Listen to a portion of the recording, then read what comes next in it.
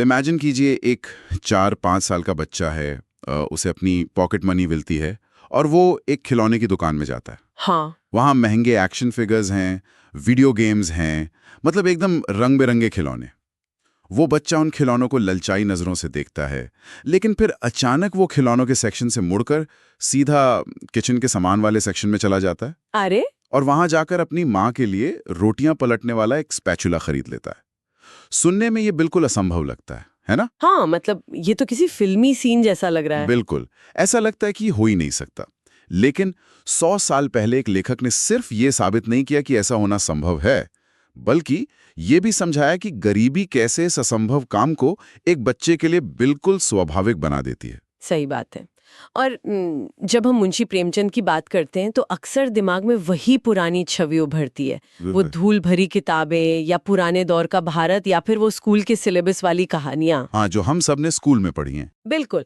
लेकिन असल में ना, उनकी कहानियां किसी म्यूजियम में रखी पुरानी कलाकृतियां नहीं है।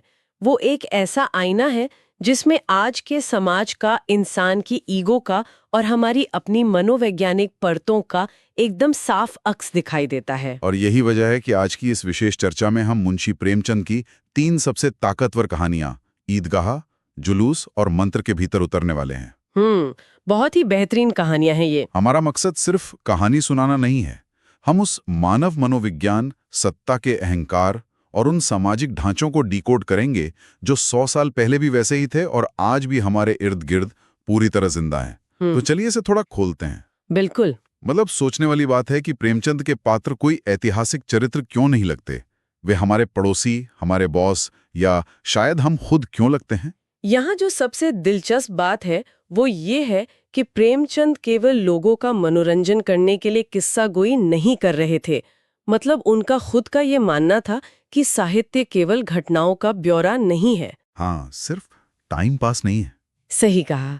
इसके पीछे एक दार्शनिक और भावनात्मक लक्ष्य होना चाहिए। वो दबे कुचले, हाशिए पर खड़े आम इंसान के मनोविज्ञान के सबसे बड़े सर्जक थे। उनकी कहानियां मानवीय गरिमा की घोषणाएं हैं। मानवीय गरिमा की घोषणा, ये सच में एक बहुत गहरा विचार है मां? वे बताते हैं कि कैसे एक इंसान जिसके पास कुछ नहीं है, वो भी अपने उसूलों के बल पर सत्ता और पैसे को बौना साबित कर सकता है।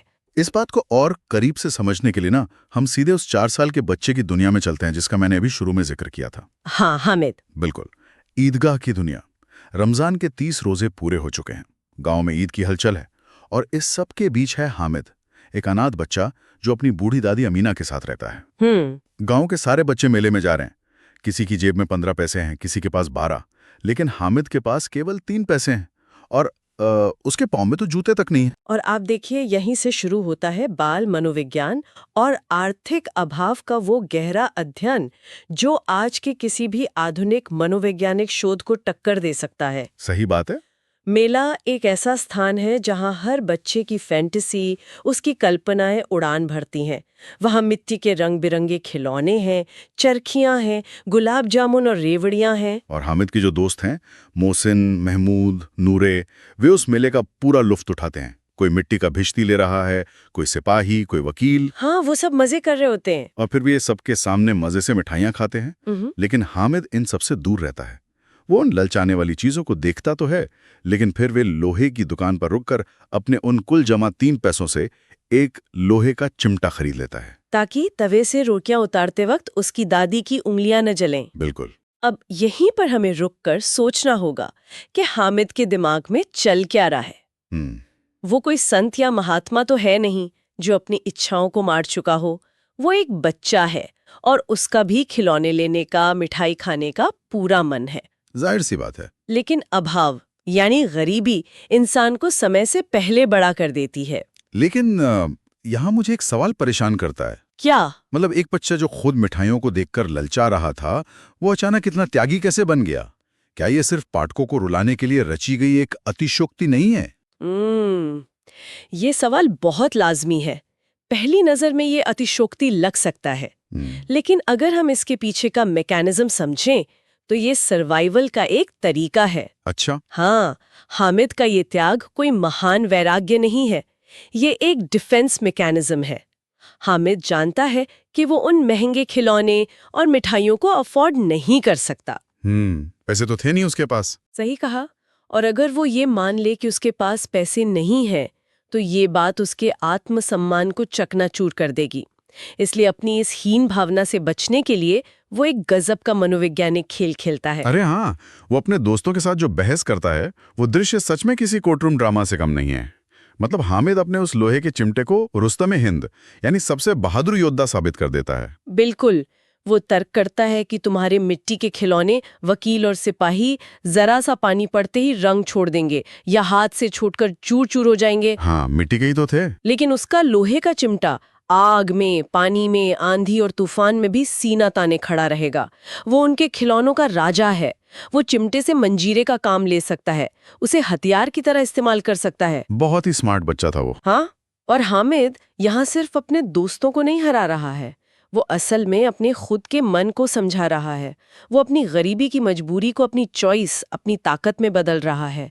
ये कॉग्निटिव डिसोनेंस को दूर करने का एक मास्टर क्लास है। यार, ये बहुत ही कमाल का नजरिया है, मजबूरी को अपनी ताकत में बदलना।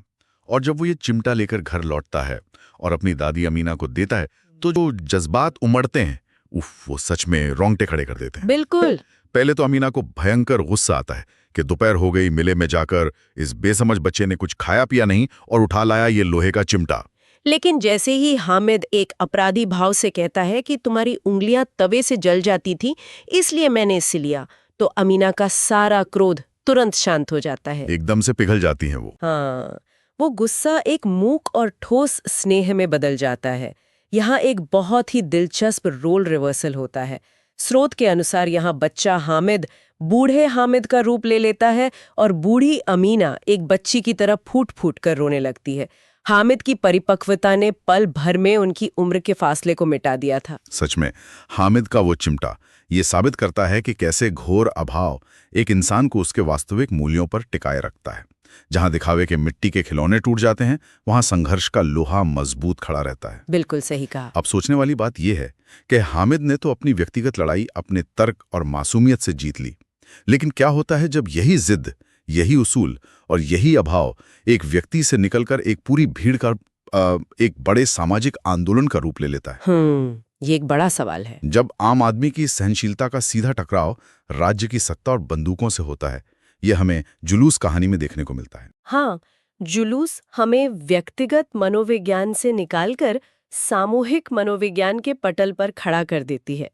ये कहानी आज़ादी के आंदोलन के समय की है, लेकिन सत्ता और आम आदमी के टकराव का ये डायनामिक आज भी उतना ही प्रासंगिक है।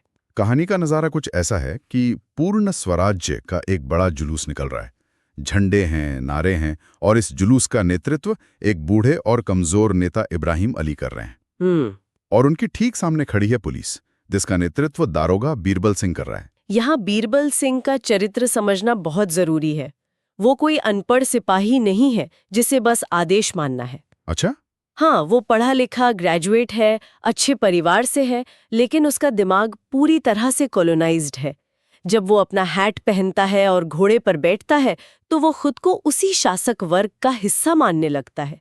उसके अंदर सत्ता का ईगो कूट-कूट कर भरा है। और इसी ईगो में उन अंग्रेज अफसरों के सामने अपनी कारगुजारी और वफादारी दिखाने के लिए वो निहत्थे जुलूस पर घोड़ा चढ़ा देता है। बहुत ही भयानक दृश्य है वो। हाँ, वो दृश्य बहुत ही दर्दनाक है, जहां दारोगा के हंटर और डंडे सीधे इब्राहिम अली पर पड़ते हैं और अंततः दारोगा का घोड़ा उस बूढ़े नेता को अपनी टापों के नीचे कुचल देता है। अब यहाँ पर एक बहुत ही तार्किक सवाल उठता है। जी बताइए। कहानी में ही ये बात साफ है कि उस जुलूस में हजारों लोग थे। अगर वे चाहते तो एक हल्ले में पुलिस की सफों को चीर सकते थे, उन्हें कुचल सकते थे, तो फिर वो लोग चुपचाप डंडे क्यों खाते रहे? क्या ये उस भीड़ की कायरता थी? और यही तो इस कहानी का सबसे गहरा और दार्शनिक बिंदु है। वो डरे हुए नहीं थे और न ही वो कायर थे। तो फिर वजह क्या थी? प्रेमचंद समझाते हैं कि उनके पैरों में सिद्धांत, धर्म और आदर्श की बेड़ियां पड़ी हुई थीं। और यही हमें समझना होगा कि अहिंसा काम कैसे करती है। अहिंसा सिर्फ मार सहने का नाम नहीं है, ये एक बहुत बड़ा मनोवैज्ञानिक हथियार है। मनोवैज्ञानिक हथियार? हाँ। वो कैसे? देखिए, जब सत्ता या कोई जालिम हिंसा करता है तो वो चाहता है कि सामने वाला भी पलटकर वार करे। ताकि उन्हें बहाना मिल जाए। बिल्कुल, क्योंकि जैसे ही सामने वाला पत्थर उठाएगा, सत्ता को अपनी गोली चलाने का जस्टिफिकेशन मिल जाएगा। वो कह सकेंगे कि देखो ये हिंसक भीड़ थी, हमें तो लॉ एंड ऑर्डर कायम करना था। सही बात है। लेकिन जब भीड़ पलटकर वार नहीं करती, जब एक बूढ़ा आदमी चुपचाप हंटर खाता रहता है, तो वो सत्ता से उसका जस्टिफिकेशन छीन लेता है। ये मार सहना उनकी कमजोरी नहीं, बल्कि उनकी सबसे बड़ी ताकत थी। ये सत्ता के ईगो को नंगा कर देती है। क्या बात है। मतलब ये जानबूझकर पुलिस को उकसाने का मौका नहीं दे रहे थे, बल्कि पुलिस के नैतिक पतन को समाज के सामने एक्सपोज कर रहे थे। एकदम सही पकड़ा आपने। और समाज का जो तबका ये सब देख रहा था, उसकी सोच को कहानी का एक और पात्र मैकू बहुत खूबसूरती से बयां करता है। कुछ लोग जुलूस का मजाक उड़ाते हुए कहते हैं कि इसमें शहर का कोई बड़ा आदमी नहीं है, सब आवारे लड़के हैं। तब मैकू ने जो जवाब देता है वो एक करारा तमाचा है। हाँ, मैकू का वो दृष्टिकोण उस समय के और शायद आज के भी समाज की एक कड़वी सच्चाई खोल कर रख देता है। बिल्कुल। मैकू कहता है कि असल बड़े आदमी महलों में रहने वाले, मोटर पर घूमने वाले और क्लबों में टेनिस खेलने वाले नहीं हैं। वे तो सिर्फ सत्ता की मलाई खा रहे हैं। असली बड़ा आदमी तो वो है जो नंगे पांव समाज के लिए कोड़े खा रहा है, अपनी जान हथेली पर लिए घूम रहा है। मैको की बातों से एकदम साफ हो जाता है कि समाज का जो संपन्न वर्ग है, एलीट क्लास है, वो कितनी आसानी से दूसरों की पीड़ा से आंखें मूंद लेता है। उसे आम आदमी के दर्द से कोई मतलब नहीं है, क्योंकि वो अपने महलों में, अपने ईगो में पूरी तरह सुरक्षित महसूस करता है। सही कहा। लेकिन क्या होता है जब इसी अमीर, रसूखदार और सत्ताधारी वर्ग के अपने सुरक्षित किले में सेंध लग जाए? क्या उनकी दौलत, उनका रुतबा और उनके गोल्फ क्लब की सदस्यता उन्हें प्रकृति के न्याय से बचा पाती है? दिलचस्प सवाल है। और यही हमें हमारी तीसरी और शायद सबसे शक्तिशाली कहानी मंत्र में देखने को मिलता है। मंत्र कहानी अहंकार के टूटने का एक मास्टरपीस है। ये दिखाती है कि कैसे इंसान पैसे और रुतबे के नशे में ये भूल जाता है कि मृत्यु और प्रकृति किसी वीआईपी पास को नहीं मानते। कहानी शुरू होती है डॉक्टर चड्ढा से, शहर के सबसे नामी और पाबंद डॉक्टर। संध्या का समय है और वे गोल्फ खेलने जाने के लिए बिल्कुल तैयार हैं। गोल्फ का शौक था उन्हें। हाँ, वैसे ये देखकर थोड़ा मजा आता है कि कुछ चीजें कभी नहीं बदलती। 100 साल पहले भी डॉक्टरों के लिए उनका गोल्फ गेम उतना ही पवित्र था जितना आज के दौर में होता है। बिल्कुल। खैर, तभी एक गरीब बूढ़ा देहाती जिसका नाम भगत है, अपने मरणासन्न बेटे को डोली में लेकर उनके दरवाजे पर आता है। वो गिड़गिड़ाता है कि डॉक्टर साहब, बस एक नजर देख लें, ये उसका इकलौता जीवित बेटा है, बाकी सब मर चुके हैं। लेकिन डॉक्टर चड्ढा अपनी दिनचर्या, अपने गोल्फ के रूटीन को नहीं तोड़ते। उनका जवाब होता है, कल सवेरे आना, और बिना मुड़कर देखे अपनी कार में बैठकर चले जाते हैं। कितना निर्मम दृश्य है ये। हाँ, और उसी रात भगत का वो 7 साल का बेटा मर जाता है। ये सिर्फ निर्ममता नहीं है, ये उस वर्ग का घमंड है जो सोचता है कि उनका मनोरंजन, उनका एक गोल्फ का गेम एक गरीब की जान से ज्यादा कीमती है। और फिर कहानी एक बहुत बड़ी छलांग लगाती है। 20 साल बाद का मोड़। 20 साल बाद। अब डॉक्टर चड्ढा का खुद का बेटा कैलाश नाथ 20 साल का हो गया है। बहुत होनहार है। कैलाश को सांप पालने का शौक है। अजीब शौक है। हाँ, और उसकी सालगिरह की बहुत बड़ी पार्टी चल रही है। शहर के सब रईस जमा हैं। अपनी प्रेमिका और दोस्तों के सामने अपनी बहादुरी की शेखी बघारने के लिए, अपना ईगो संतुष्ट करने के लिए, कैलाश एक अत्यंत जहरीले काले सांप को जबरदस्ती निकालता है और उसकी गर्दन दबाकर उसके दांत दिखाता है। और उसी पल वो सांप उसे डस लेता है। बिल्कुल। अगर हम इसे बड़े परिदृश्य से जोड़ें तो यहाँ सांप केवल एक रेंगने वाला जीव नहीं है। ये आज के किसी टेक बिलियनियर के उस ईगो की तरह है जो सोचता है कि उसने पैसे से अपने चारों तरफ एक ऐसा फायरवॉल खड़ा कर लिया है जिसे कोई बीमारी, कोई मौत नहीं भेद सकती। बहुत सही तुलना की आपने। लेकिन वो सांप प्रकृति के कानून का माध्यम है। प्रकृति ने उस फायरवॉल को हैक कर लिया। डॉक्टर चड्ढा के पास पैसा है, शोहरत है, विज्ञान है, लेकिन उस सांप का डसना इंसान के इस असीम अहंकार पर सीधा हथौड़ा है। एकदम सही। वो साबित करता है कि जब प्रकृति अपना न्याय करती है तो इंसान का सारा रुतबा धरा का धरा रह जाता है। बिल्कुल। घर में कोहराम मच जाता है, बड़े बड़े डॉक्टर आ जाते हैं, जड़ी बूटियां आ जाती हैं, लेकिन सब फेल। और ये खबर फैलते फैलते शहर से दूर उसी बूढ़े भगत की झोपड़ी तक पहुंचती है। अब यहाँ भगत के अंदर जो अंतर्द्वंद, जो आंतरिक संघर्ष चलता है, वो साहित्य के सबसे बेहतरीन पलों में से एक है। हाँ, जब भगत को पता चलता है कि डॉक्टर चड्ढा के बेटे को सांप ने काटा है, तो वो कोई महात्मा की तरह बर्ताव नहीं करता। अच्छा। उसकी पहली प्रतिक्रिया बिल्कुल एक आम आहत इंसान वाली होती है, प्रतिशोध की। 20 साल पुराना घाव अचानक हरा हो जाता है। स्वाभाविक है। वो कहता है कि भगवान बड़ा कारसाज है, आज मेरी आंखें ठंडी हो गईं, आज मैं चैन की नींद सोऊंगा। वो एक तरह से खुश होता है कि जिस निर्दयी ने उसके बेटे को एक नजर नहीं देखा, आज वो उसी दर्द से गुजर रहा है। ये बहुत ही मानवीय प्रतिक्रिया है। वो तो दरवाजे बंद करके सो भी जाता है, मतलब चिलम पीता है और सोने की कोशिश करता है, लेकिन उसे नींद नहीं आती। नींद कैसे आती? उसकी उपचेतना, उसकी वो पुरानी आदत जो पूरी उम्र दूसरों का दुख दूर करने में, सांप का जहर उतारने में लगी रही, वो उसे अंदर ही अंदर कुरेदने लगती है। वो उठकर लाठी टेकता हुआ आधी रात को कड़ाके की ठंड में निकल पड़ता है। रास्ते में वो बार बार रुकता है, खुद से बहस करता है कि मैं क्यों जा रहा हूं, मुझे क्या पड़ी है, मरने दो उसे। लेकिन उसके पैर पीछे मुड़ ही नहीं पाते, जैसे उसकी इंसानियत का मसल मेमोरी उसके गुस्से से ज्यादा मजबूत हो। और यही तो मानवीय मूल्यों की सबसे बड़ी विजय है। भगत बदला लेना चाहता है, लेकिन उसका मूल स्वभाव, उसकी कंडीशनिंग परोपकार की है। सही बात है। जब वो डॉक्टर चड्ढा के घर पहुंचता है तो वहां मातम पसरा है। वो जाकर अपने मंत्र और जड़ी बूटी से कैलाश का इलाज शुरू करता है। वो पूरी रात मशक्कत करता है और आखिरकार कैलाश आंखें खोल देता है। और इसके बाद जो होता है वो और भी चौंकाने वाला है।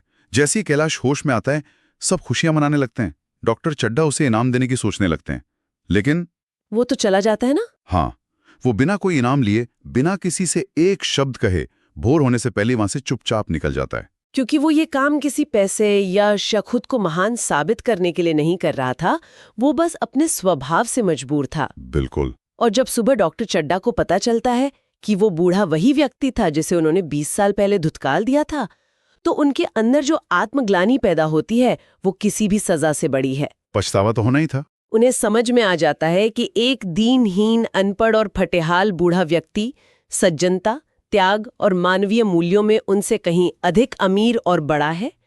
उनका सारा गोल्फ, सारा पैसा, सारा अभिमान उस बूढ़े के निस्वार्थ कर्म के सामने चूर चूर हो जाता है। क्या अद्भुत सफर रहा ये। मतलब अगर हम इन तीनों कहानियों के धागों को एक साथ जोड़ें तो एक बात शीशे की तरह साफ हो जाती है। प्रेमचंद समाज का वो दर्पण दिखाते हैं जो असहज तो करता है, लेकिन सच को पूरी तरह नंगा कर देता है। एकदम सही। हमने ईदगाह में देखा कि कैसे मासूमियत और तार्किक जिद के आगे दिखावटी मिट्टी के खिलौने हार जाते हैं।